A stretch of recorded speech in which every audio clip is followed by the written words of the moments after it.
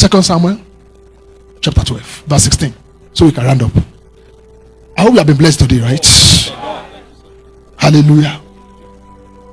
David therefore pleaded with God for the child. He was praying for the child because the child had been stricken. And David fasted and went in and lay all night on the ground. Go on.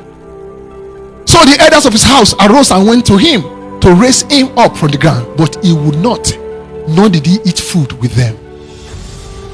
Then on the seventh day it came to pass that the child died.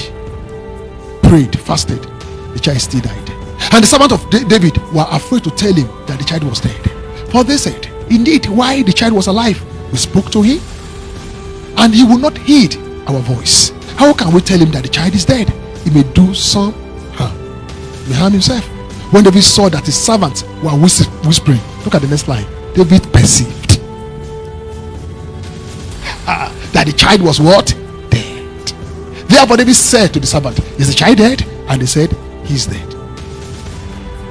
So David arose. Did you see that? He was praying that the child would not die. Then the child died. David arose and washed and anointed himself. Then he went to his own house and he requested, and they set food before him and he ate. Wow. Next line. Go on. Then the servant said to him, what is it that you have done? You fasted and wept for the child while he was alive, but when the child died, you arose and ate food. And he said, while the child was alive, I fasted and wept. For I said, who can tell whether the Lord will be gracious to me that the child may live? But now he's dead. Why should I fast? Can I bring him back again? I shall go to him, but he shall not come, he shall not return to me. Then David comforted Bathsheba, his wife. Right? That means at this time he went back and married her properly, not kidnapped. Comforted Bathsheba, his wife, and went into her or something like that, and lay with her, slept beside her on the same bed. That's all. That's what the Bible says. Lay, because I say it's there. Okay. Look at the next line. She bore what? A son. And he called his name what? Solomon. Now the Lord loved him. Verse 25. And he sent word by the hand of Nathan the prophet. So he called his name Jedidah, because of the Lord. For the child he lost, because he went to worship, God replaced him with Solomon. A bigger restoration, a wiser king, a future king, a richer king than what was lost. If you will change your attitude this morning and worship, I perceive something. There'll be a restoration like never before. Don't say time is gone. I see restoration of time. I see restoration of finances. I see restoration of opportunities. Are you hearing me? I saw restoration in every area. I even see restoration of relationships. Glory be to God forevermore. Because he went in and worshipped.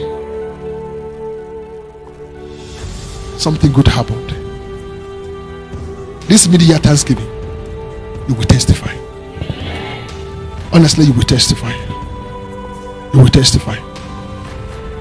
And like I said, I don't want to be telling this happened. No. It puts people on jump. Because sometimes when you share some testimony, some people think that maybe God is not working their life. God is working.